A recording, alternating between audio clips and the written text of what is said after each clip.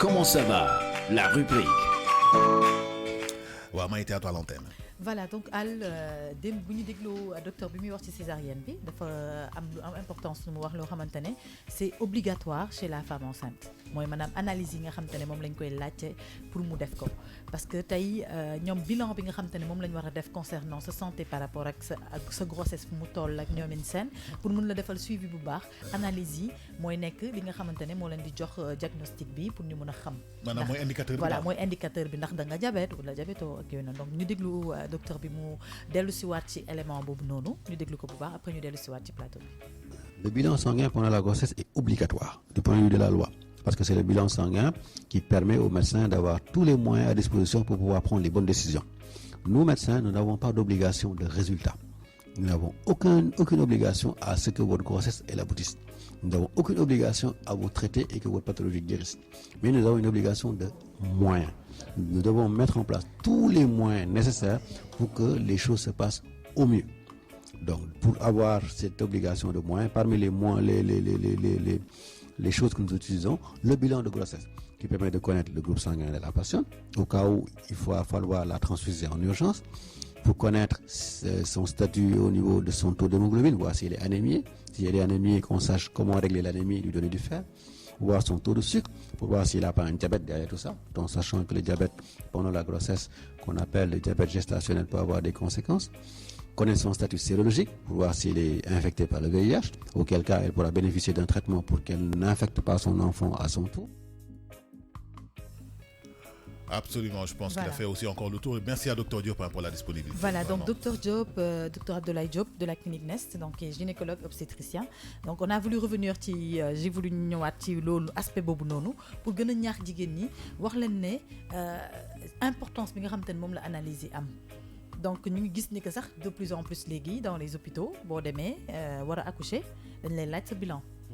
bu fekkee ne yorewuloo sa bilan bi wala sa carnet de santé bi nga yor parce que yow boo defee sa bilan ba pare da ngay dem ci sa gynéco wala sa sage-femme bi dafay noter bilan bi ci sa carnet de santé bu fekkee am nga carnet de santé donc ce qui veut dire que il faut impérativement jigéenu biir bu nekk mu am carnet de santé obligatoire parce que carnet de santé ba mooy nekk suivi bi ñu lay defal ba sa accouchement mooy nekk suivi bi nga xam te ne mooy nekk après sa accouchement donc du coup carnet boobu da nga ko war a yor parce que loolu mooy tax docteur bi mën a xam wala sage-femme bi mën a xam yow bi nga commencé sa grossesse ba bi nga yegsee lan nag lan nga def ndax injection yi nga war a jël maanaam piqûre yi nga xamante ne moom nga war a jël nga ko ndax analyse yi jël nga leen ndax garab yi ñu la war a prescrire naan nga leen ndax suivre nañ la comme il faut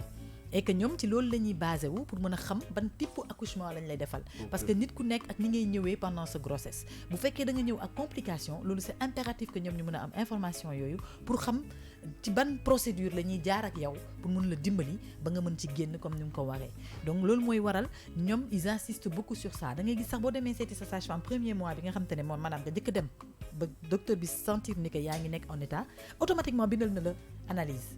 boo seetloo c'est rare nga dem ba deuxième consultation ñu doog la bindal analyse ñoom automatiquement dañ lay bindal analyse bu ñu la defalee sa injection yi ñu la war a defal ba pare automatiquement dañ lay bindal analyse yi may la temps nag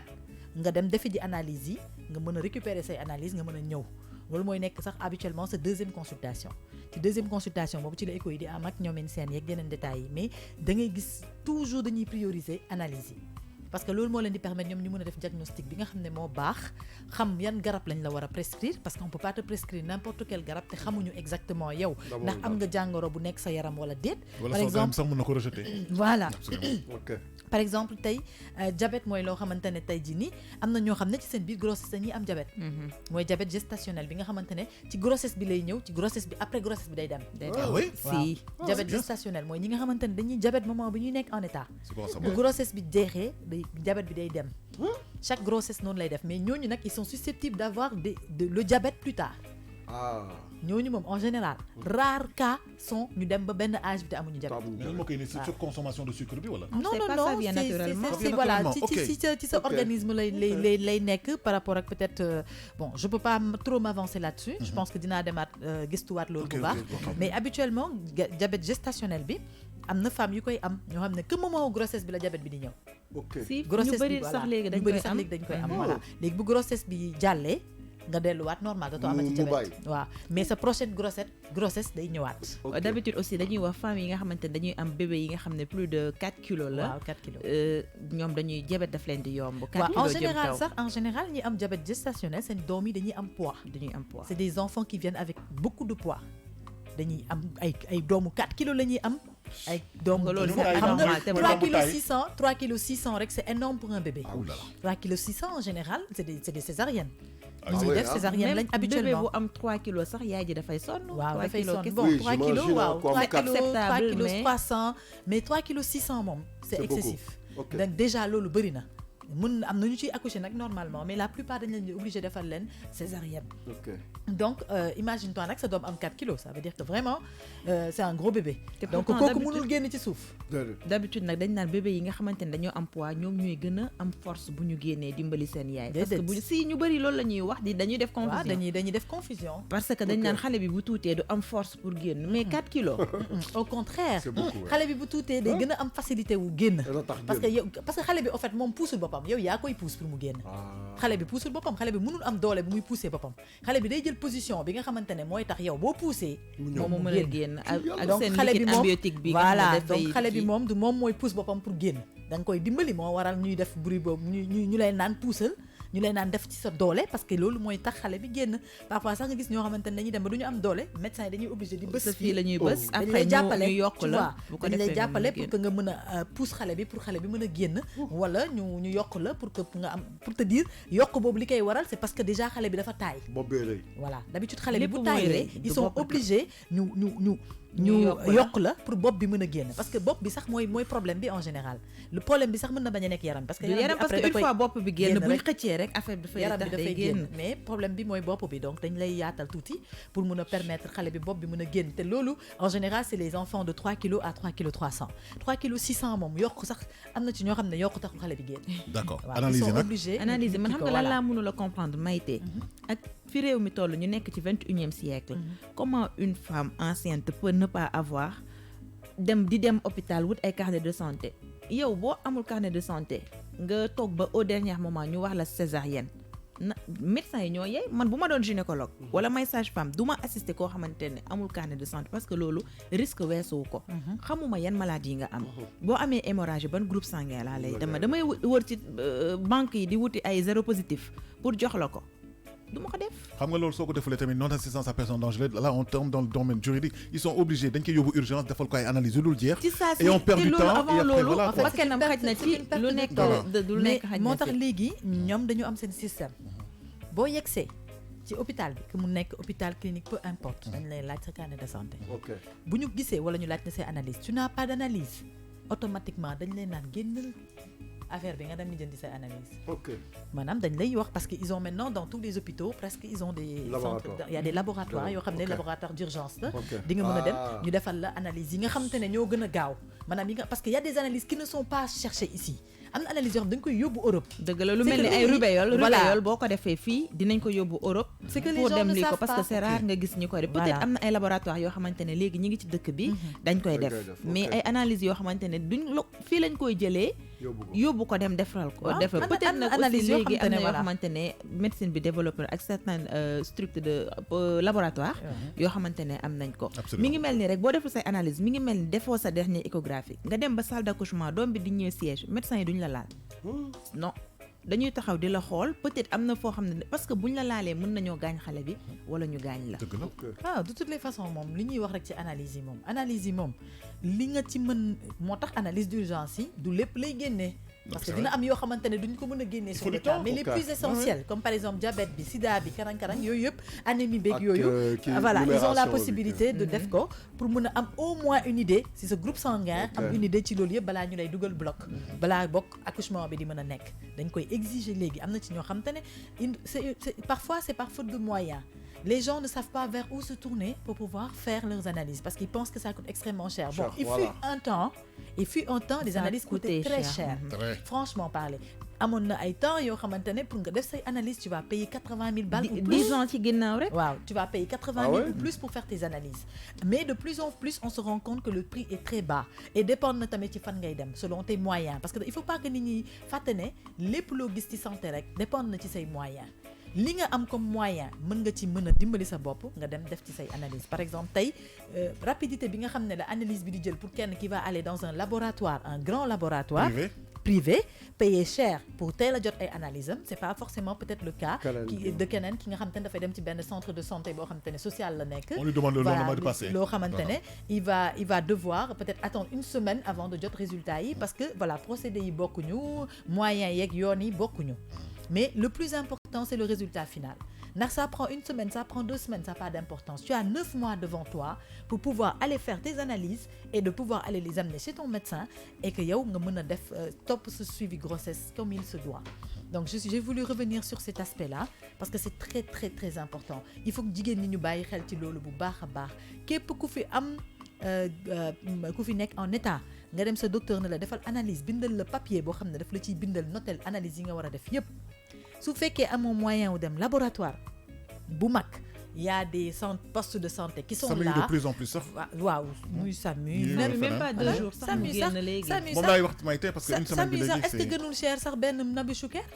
Nabi oui, Choucair oui, le fait Ben asbef da koy def ak yeneen structure yoo xam te ne ñu ngi fii ils sont encore peut-être moins chers que ñooñu parce que ñoom ils savent que c'est des cas sociaux yi ñuy am absolument donc dañ leen di defal ay possibilités ak ay facilités yoo xamante ne dinañ mën a def seen analyse en une semaine ou moins sax parfois ñu jot seeni résultats donc du coup yow tu as la possibilité de te faire soigner sans pour autant dépenser beaucoup d'argent mais tam il faut que ñu jàpp ne même bu fekkee tey dafay analyse ci sa période de grossesse dafa cher jar na ko de jar na ko ah oui benn yoon boobu ngay génnee montant boobu noonu xaru ko jar na ko ndax sa mucc moo tax ak sa mucc doom tamit dëgg la voilà te donc aussi je pense que ni amul sens ngay toog ba au dernier moment ba lépp ne këtt di jonn ngay dem di defe ji ay NSF pour kii pour xool sa groupe sanguin même pas groupe sanguin ndax da nga anémie wala anémie dara ou pas soo déggee ba au dernier moment nga anémie léegi médecins yi ñoom lan lañ mën si loolu de toutes les façons mënul si dara loo xam ne da nga waroon jël sa traitement 9 mois da ngay dem sax ba benn instant da ngay jël ay fer ak ay compléments alimentaires de grossesse da ngay dem ba fer yi kese dootu la tëyeet dañ ci boole ay compléments alimentaires mara day misi mais xam nga loolu cause de décès yu bëri moo dëgg la sama genre yi nga xam ne ñun nous sommes de toutes les souffert façons une femme enceinte pour mu am anémie dafa yomb parce que non seulement deret gi mooy fonctionner mooy yor doom bi ci biir yor ko donc yow li ngay am ci utilisation de sang dafay gën a excessif l'enfant en a besoin donc tu as besoin d'être en forme pour mën a dundal xale boobu noonu donc loolu lañ dul comprendre mooy waral parfois ay doom di juddu ak fatigue am na doom yoo xam ne dañuy ñëw ak coono jooy sax dañuy sonn parce que tout simplement li nga xam ne wow loolu lañ war a jël maanaam force bi nga xam te ne moom la leen seen yaay war a mën a jox pour que ñu mën a am force ba pour mën a survivre normalement ci biir ba mën a génn dans les conditions qu'il faut duñ ko am ci alimentation bi lekk bi daf ci am solo dafa am lekk yoo xam ne da nga ko war a lekk man tey ma ci profité sax di wax ne par exemple tey boo demee ci page u docteur Abdoulaye Diop bi nga xam ne sur Facebook boo defee DR Abdoulaye Diop gynécologue obstétricien da ngay gis moom chaque jour dafay def genre cas yooyu par exemple dafay def ay articles yoo xam ne day expliquer par exemple jigéenu biir lan la war a lekk pendant sa grossesse pour que loolu mën a nekk régime alimentaire u jigéen enceinte traitement bi nga xam ne jigéen enceinte moom la war a jël bon il fait beaucoup d'articles pour aider les gens à comprendre encore mieux te dinañ ko mën di poser ay questions mu mun di ci répondre ak yooyu même léegi sax ci carnet de santé boo ubbee première page bi voilà da ngay gis ne defal sa régime alimentaire lan nga war a lekk ban quantité nga war a lekk li nga xam ne surtout lu ñu saaf dañ koy tere léegi d'habitude lu ñu lakk moo gën c'est moins grave man li ma bëggoon laaj rek mooy analyse yi xam nga comme dañuy wax ne nit day évoluer donc wér-gu-yaramam di sutante donc analyse yi comme bu ñu ko defee ci ndorteelu grossesse bi ba am résultat yi est-ce qu'au fur et à mesure du laajaat bu ñu demee ba ci peut-être avant fin bi wala 6e mois wala kii ñu defaat beneen analyse pour mën a gën a vérifier wala boo xasee ba def benn non boo xasee ba def benn yoon analyse yi benn yoon rek lañ la koy laaj à condition que ci biir analyse yi ñu def leneen constat maanaam tey boo defee sa analyse sa bilan général la boo defee bilan bi ba bilan bi ñëw ci docteur bi peut-être bu xoolee bilan bi gis ne ya am na lu ci cloché wala am na peut-être loo xamante ne dafa laajaat yeneen analyse pour gën a approfondir sa cas anomalie à ce moment-là dañ lay def loo waat ay analyse mais bu fekkee ne analyse yi nga indi tout est correct maanaam tey bu ñu xoolee sida bi gis ne amuloo ko xool bi gis ne amuloo ko gis anémie bi amuloo ko ils n'ont pas besoin de refaire d'autres analyses li ñuy def kay mooy jox la traitement bi nga xam te ne moom ngay suivre bu fekkee fer la bu fekkee magnésium la bu fekkee lii la bu fekkee laa ñu jox la ko calcium la ak yooyu wala bu fekkee ak kii la garabu tension parce que am na ñoo xam ne dañuy am forte tension ci seen grossesse ñu jox la garab yi nga xam ne moom ngay naan pour mu accompagner la pour que sa tension mën a réguler wu et que nga mën a am sa grossesse tranquille parce que am na ñoo xamante ne attention la ñuy ëmbee première grossesse rek maanaam bu ñuy biir rek day seen tension day jóg. Donc ils sont obligés de faire un traitement pour mën a am grossesse bu stable continuer ak moom. même bu ñu budul début bi bu ñu demee ba fin bi am na ñoo xam ne dañuy am ay problème de tension. waaw te bu fekkee ne dañ la war a césarienne tant que sa tension bi stable. kenn du la laal donc ñoom loolu yëpp dañ koy réguler balaa dara di xew pour que ñoom tamit parce que ñoom tamit derrière c'est un risque qu'ils prennent ah. tey jii nii malade ñëw nga jël ko laal ko fii da musiba dal ko. dañuy naan corps métier bi la. C'est vrai qu'il faut et que tout soit aux normes avant ñu leen laal. Voilà ñoom ils se protègent donc yow boo fekkee ne da nga ñëw ak say analyse ñëw ak say information mën nga ay preuves yu palpable tey jii nii lépp lu la dal di nga xam fan ngay dem fan ngay mën a wax jiiñ quoi. Mais bu fekkee ne yow règle yi ñu la teg ak li ñu la jox comme règle tu ne l'as pas respecté cas bu amee ñoom dañuy raxas seen loxo ci problème bi. Absolument. du dëgg te boobaa doo am ndam. li gën nag mooy balaa sax yegg ci loolu. sax ba loolu di ci am sax. nga fagaru def say analyse gàddu ko dox ak moom bokk ko ndànk di dem ak moom yor sa carnet de santé bokk ko ndànk di dox ak moom sa carnet de santé ku la ni hu nga ne ko mu ngi nii parce que sax li gën a graaw mooy que tey imagine toi femme enceinte elle peut s'évanouir à tout moment il y a des femmes enceintes qui pour rien ñu xëm pour rien ñu daanu fatigue bu bëri naaj bu tàng ñu wadd parce que dañuy faible imagine toi nga wadd ci mbedd bi kenn xamul ko yaay kan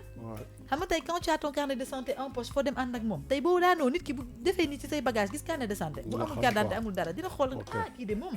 lii ak lii xaar ñu yóbbu ko cas d'urgence fii wala xaar ñu yóbbu ko fële ak yooyu noonu donc loolu yëpp c'est des possibilités yoo xamante ne nit ñi mën nañ ko am mu dimbali ñu permettre ñu tamit xam nga comme li ñuy wax rek la santé elle est primordiale surtout la santé des enfants parce que tey am na yenn yoo xam boo ko defulee xam nga lan la lay indil ay conséquences néfastes après ci say doom mën nga dem ba wasin ba pare ba yaakaar ne tout va bien sa doom ñëw ak anomalie boo xamante ne ci diggante 1 mois ba 2 mois lay fay mooy waral les enfants qui sont parfois qui ont des problèmes d'asthme d'enfants yi nga xam ne am des problèmes de lits ay problèmes d'épilepsie ay problèmes ce sont des trucs yoo xamante ne en général ci biir grossesse bi lañ koy capter donc mën nañ dem ba bu ñu juddoo ba pare ba fàtte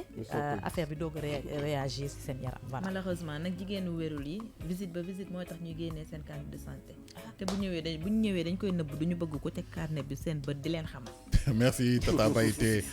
mu amoon solo trop vraiment si jigéen bu biir